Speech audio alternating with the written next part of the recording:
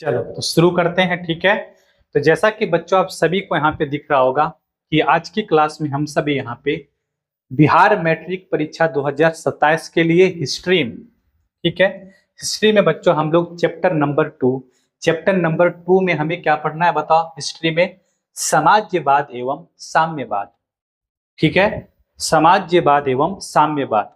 तो समाजवाद एवं साम्यवाद से संबंधित जितने सारे सब्जेक्टिव क्वेश्चन है बच्चों, सारे सब्जेक्टिव क्वेश्चन को आपके साथ हम डिस्कस करेंगे।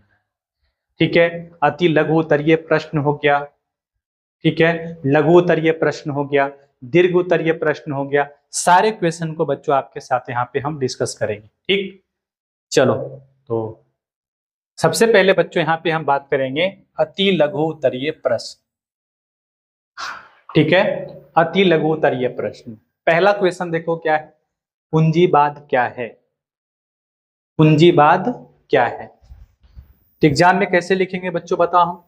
हम सभी लिखेंगे यहाँ पे, क्या लिखेंगे, वैसी आर्थिक व्यवस्था, वैसी आर्थिक व्यवस्था जिसमें उत्पादन और व्यापार के, जिसमें उत्पादन और व्यापार के साधनों पर निजी व्यक्तियों का अधिकार होता है, उसे क्या कहते हैं, पूंजीवाद कहते हैं।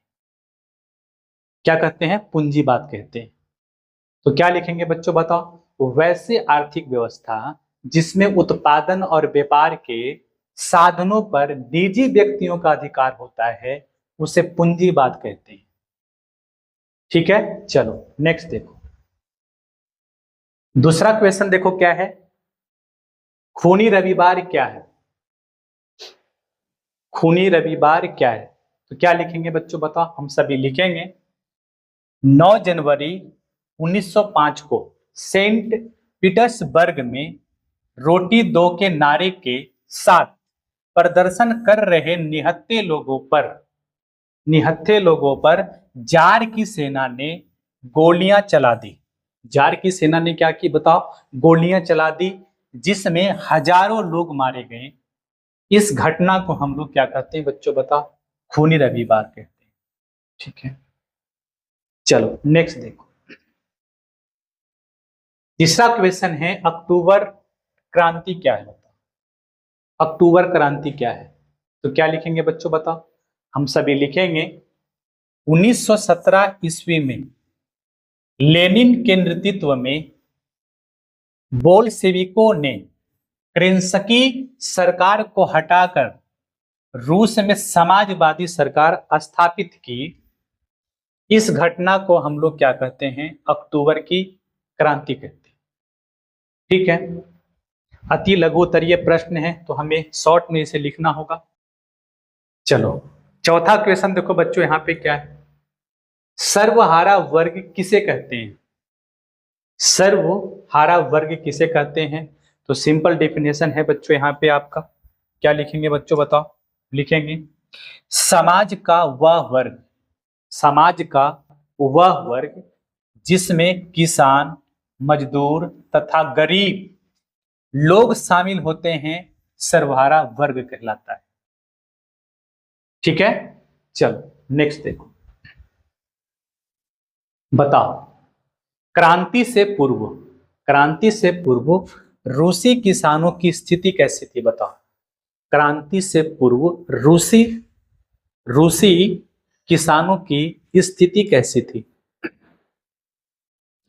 देखो बच्चों, तो हम सभी क्या लिखेंगे बच्चों बताओ, यहाँ पे लिखेंगे क्रांति से पूर्व रूस के किसानों की स्थिति, रूस के किसानों की स्थिति अत्यंत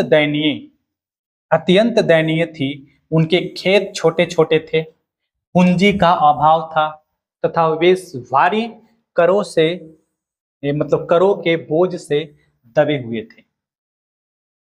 ठीक है, चलो नेक्स्ट देखो, अब है आपका यहाँ पे लघु उत्तरीय प्रश्न। ठीक है, लघु उत्तरीय प्रश्न देखो, लघु उत्तरीय प्रश्न में बच्चों आपका पहला क्वेश्चन देखो क्या है। पहला क्वेश्चन बच्चों आपका है यहाँ पे, रूसी क्रांति के किन्हीं दो कारणों का वर्णन करें। रूसी क्रांति के किन्हीं दो कारणों का वर्णन करें। ठीक है, चल देखो यहाँ पे तो क्या लिखेंगे बच्चों बताओ। हम लिखेंगे पहला क्या लिखेंगे बच्चों बताओ, जार की निरंकुशता एवं अयोग्य शासन। ठीक है, जार की निरंकुशता एवं अयोग्य शासन। देखो, जार निकोलस द्वितीय निरंकुश और अयोग्य शासक था। कैसा शासक था बता, निरंकुश और अयोग्य शासक था। वह जनता की समस्याओं की उपेक्षा करता था। ठीक है, और क्या बताओ यहाँ पे, भ्रष्ट प्रशासन और गलत नीतियों के कारण रूस में असंतोष बढ़ा, जिससे रूसी क्रांति हुई। ठीक है, दूसरा क्या लिखेंगे बच्चों बताओ, लिखेंगे कृषकों की दयनीय स्थिति।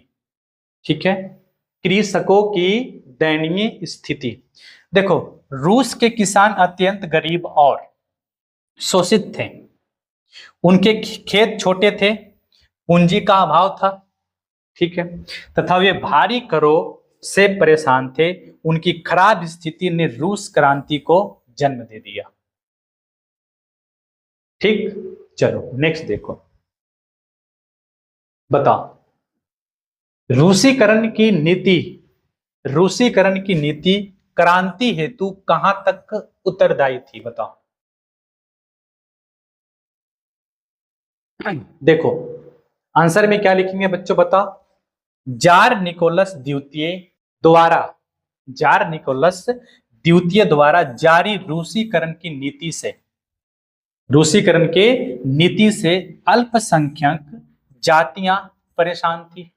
ठीक है, जार ने सभी लोगों पर, जार ने सभी लोगों पर रूसी भाषा, शिक्षा और संस्कृति लादने का प्रयास किया।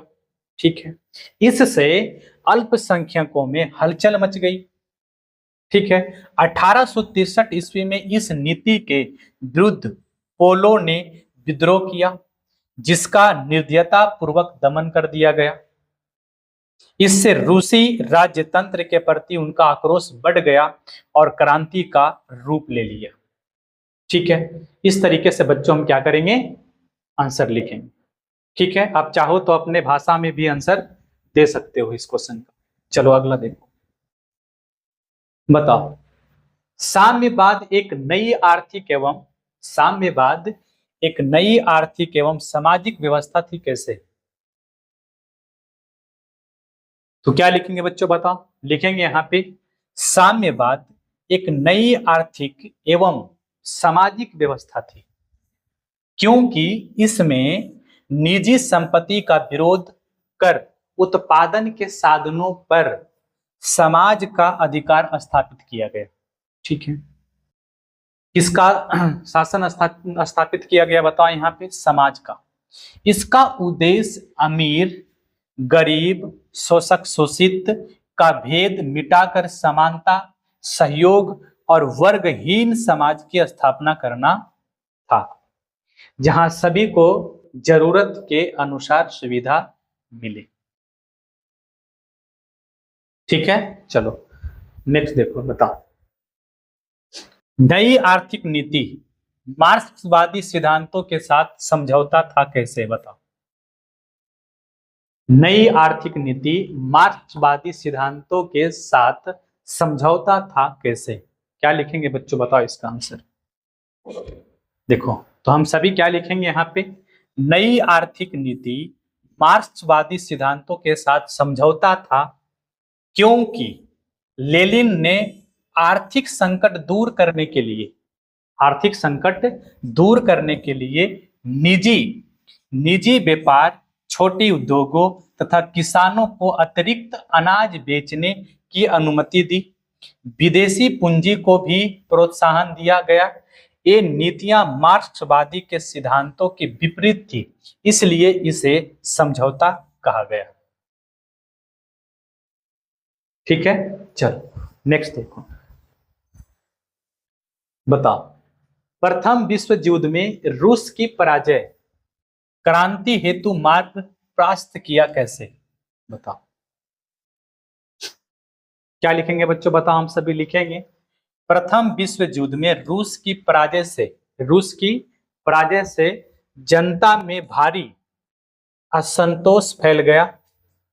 ठीक है, रूसी सैनिकों को अच्छे हथियार और भोजन नहीं मिल रहे थे। जार निकोलस द्वितीय की गलत नीतियों तथा जरीना और रासपुटिन के षड्यंत्रों से राजतंत्र की प्रतिष्ठा गिर गई, जिससे रूसी क्रांति का मार्ग प्रशस्त हुआ। ठीक है, चलो नेक्स्ट देखो, साम्यवाद क्या है बताओ। साम्यवाद क्या है बताओ। साम्यवाद के बारे में हम लोग क्या लिखेंगे बच्चों बताओ। हम लिखेंगे साम्यवाद एक ऐसी सामाजिक एवं आर्थिक व्यवस्था है, एक ऐसी सामाजिक एवं आर्थिक व्यवस्था है जिसमें उत्पादन के साधनों पर समाज का सामूहिक अधिकार होता है। इसका उद्देश्य शोषण, असमानता और वर्ग भेद को समाप्त कर वर्गहीन एवं राजहीन, ठीक है, समाज की स्थापना करना है। ठीक, चलो नेक्स्ट देखो बच्चों बताओ, लेनिन द्वारा नई आर्थिक नीति की घोषणा क्यों की गई बताओ। लेनिन द्वारा नई आर्थिक नीति की घोषणा क्यों की गई। देखो बच्चों, तो हम सभी लिखेंगे यहां पे, क्या लिखेंगे बताओ। लेनिन ने 1921 ईस्वी में नई आर्थिक नीति की घोषणा इसलिए की क्योंकि रूस की आर्थिक स्थिति अत्यंत खराब हो गई थी तथा किसान और मजदूर असंतुष्ट थे। लेनिन तत्काल पूर्ण समाजवादी व्यवस्था लागू करना संभव नहीं मानते थे। ठीक है, इसलिए उन्होंने व्यवहारिक सुधारों के माध्यम से देश की अर्थव्यवस्था को सुधारने का प्रयास किया। ठीक है, चलो नेक्स्ट देखो। चलो अब बच्चों यहां पे है दीर्घ उत्तरीय प्रश्न। दीर्घ उत्तरीय प्रश्न, ठीक है। देखो, दीर्घ उत्तरीय प्रश्न का पहला क्वेश्चन बच्चों आपके सामने क्या है बताओ। तो पहला क्वेश्चन आपका है यहाँ पे, पहला क्वेश्चन बच्चों आपका यहाँ पे दिया गया है, रूसी क्रांति के कारणों की विवेचना करें। रूसी क्रांति के कारणों की विवेचना करें। तो उत्तर में क्या लिखेंगे बच्चों बताओ। रूसी क्रांति के प्रभाव निम्नलिखित थे। पहला देखो क्या है बताओ, रूसी क्रांति के बाद रूस में मजदूर वर्ग की सरकार स्थापित हुई और इससे अन्य देशों में भी आंदोलन की प्रेरणा मिली। ठीक है, दूसरा क्या लिखेंगे बच्चों बताओ यहाँ पे, रूस की अधिकांश जनता किसान थी लेकिन उनकी आर्थिक स्थिति बहुत खराब थी। ठीक है, किसानों पर भारी कर लगाए जाते थे तथा उनके पास पर्याप्त भूमि नहीं थी, वे गरीब और शोषण से परेशान थे। ठीक है, नेक्स्ट देखो। तीसरा, रूस का औद्योगिकरण पश्चिमी देशों से भिन्न था। ठीक है, यहाँ उद्योग कुछ क्षेत्रों तक सीमित थे तथा राष्ट्रीय पूंजी का अभाव था। उद्योगों के विकास के लिए रूस विदेशी पूंजी पर निर्भर हो गया था। विदेशी पूंजीपति मजदूर का आर्थिक शोषण करते थे। ठीक है, जिससे देश में असंतोष फैल गया। ठीक है, चौथा देखो क्या है आपका, रूसीकरण की नीति। सोवियत रूस में अनेक जातियां रहती थी। सोवियत संघ में सोवियत रूस में अनेक जातियां रहती थी। ठीक है, जार निकोलस द्वितीय की रूसीकरण नीति द्वारा, ठीक है, रूसी भाषा और संस्कृति थोपने से अल्पसंख्यकों में असंतोष फैला तथा विद्रोह बढ़ने लगे। चलो नेक्स्ट देखो। अगला क्वेश्चन बच्चों आपका यहाँ पे है, नई आर्थिक नीति क्या है बताओ। नई आर्थिक नीति क्या है, तो क्या लिखेंगे बच्चों बताओ। यहाँ पे हम सभी लिखेंगे, रूस में 1917 की बोल्शेविक क्रांति के बाद लागू की गई युद्धकालीन साम्यवाद की कड़े नियमों वाली नीति के कारण देश की अर्थव्यवस्था पूरी तरह चरमरा गई थी। ठीक है, किसान और मजदूर सरकार के खिलाफ विद्रोह कर रहे थे। ठीक है, और पूरे देश में भयंकर अकाल की स्थिति थी। इस आंतरिक असंतोष को दबाने, ये जो आंतरिक असंतोष था, इसको दबाने और रूस की अर्थव्यवस्था को पुनर्जीवित करने के लिए 1921 ईस्वी में व्लादिमीर लेनिन द्वारा एक नई नीति लागू की गई, जिसे नई आर्थिक नीति कहा गया। क्या कहा गया बताओ? नई आर्थिक नीति कहा गया। चलो नेक्स्ट देखो। नई आर्थिक नीति के प्रमुख प्रावधान। ठीक है, नई आर्थिक नीति के प्रमुख प्रावधान देखो यहाँ पे क्या है, तो आप देख सकते हो। पहला है, किसानों से अनाज लेने के स्थान पर एक निश्चित कर लगाया गया। ठीक है, और बचा हुआ अनाज किसान का था और वह इसका मनचाहा इस्तेमाल कर सकता था। दूसरा, इसमें क्या बात बताया गया था बता नई आर्थिक नीति में? तो दूसरी बात की बात करेंगे बच्चों, तो यहाँ पे क्या हुआ था, ये सिद्धांत कायम रखा गया कि जो जमीन है वो राज्य की है, फिर भी व्यवहार में जमीन किसान की हो गई। ठीक है। तीसरा देखो क्या है, 20 से कम कर्मचारी वाले उद्योगों को व्यक्तिगत रूप से चलाने का अधिकार मिल गया। ठीक है, 20 से कम कर्मचारी वाले उद्योगों को, ठीक है, उद्योगों को व्यक्तिगत रूप से चलाने का अधिकार मिल गया। ठीक है, अगला देखो। चौथा है बच्चों आपके पास यहाँ पे, उद्योगों का विकेंद्रीकरण कर दिया गया। ठीक है, निर्णय और क्रियान्वयन के बारे में विभिन्न इकाइयों को काफी छूट दी गई। पांचवा देखो क्या है, विदेशी पूंजी भी सीमित तौर पर आमंत्रित की गई। छठा क्या है देखो, व्यक्तिगत संपत्ति और जीवन की बीमा भी राजकीय एजेंसी द्वारा शुरू किया गया। ठीक है। सातवां देखो यहाँ पे क्या आपका है, विभिन्न स्तरों पर बैंक खोले गए, ट्रेड यूनियन की अनिवार्य सदस्यता समाप्ति कर दी गई। ठीक है, यहाँ पे बच्चों ये जो हम सभी देख रहे थे, ये नई आर्थिक नीति की मुख्य बातें थी। ठीक है, मुख्य बातें, नई आर्थिक नीति की मुख्य बातें थी। ठीक, चलो नेक्स्ट देखो। रूसी क्रांति के प्रभाव की विवेचना करें। रूसी क्रांति के प्रभाव की विवेचना करें। देखो बच्चों, तो उत्तर में हम सभी क्या लिखेंगे, रूसी क्रांति के प्रभाव। पहला देखो यहाँ पे क्या है, इस क्रांति के पश्चात मतलब बाद रूस में श्रमिक अथवा सर्वहारा वर्ग की सत्ता स्थापित हो गई। इससे विश्व के अन्य देशों में भी मजदूर एवं क्रांतिकारी आंदोलन को प्रोत्साहन मिला। ठीक है। दूसरा प्रभाव क्या था बच्चों, यहाँ पे देखो, रूसी क्रांति के बाद विश्व दो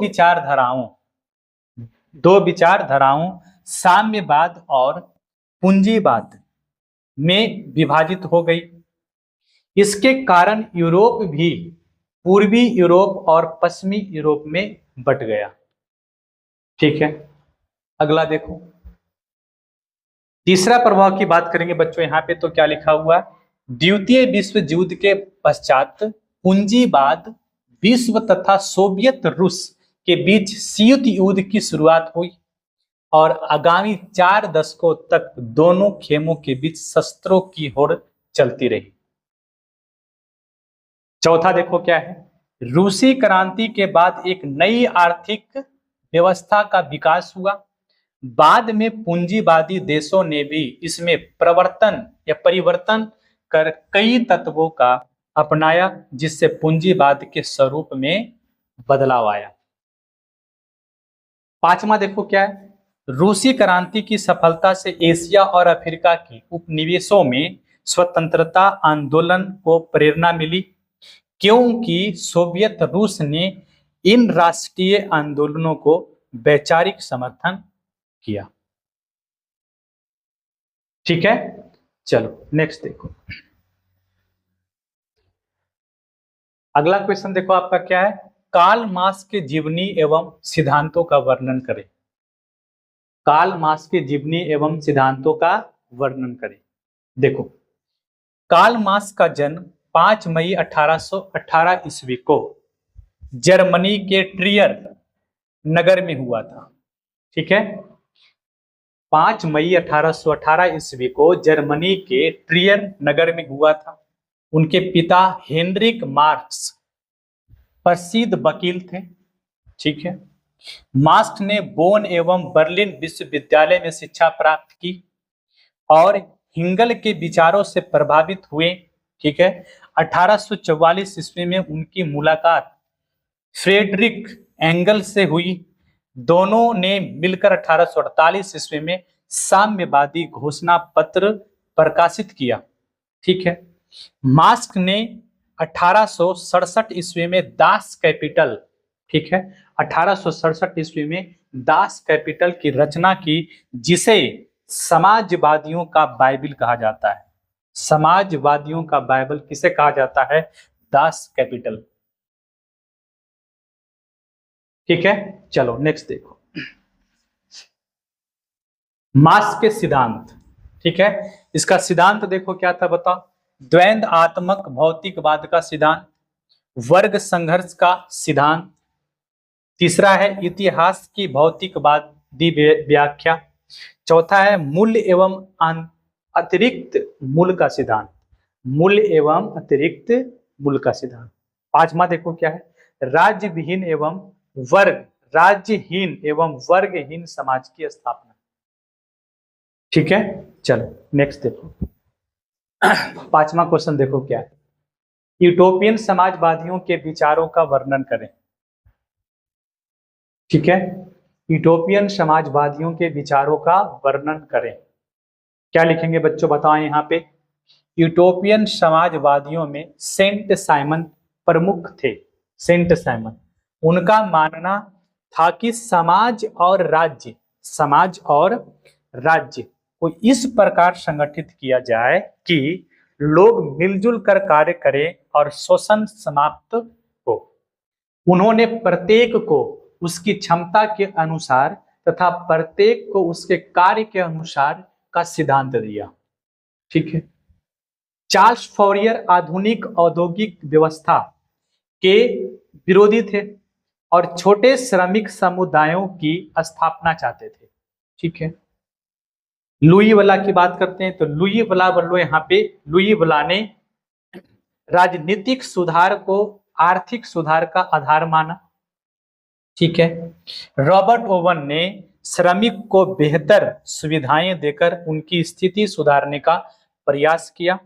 इन समाजवादियों ने वर्ग संघर्ष के स्थान पर वर्ग समन्वय पर बल दिया। ठीक है, चलो नेक्स्ट देखो।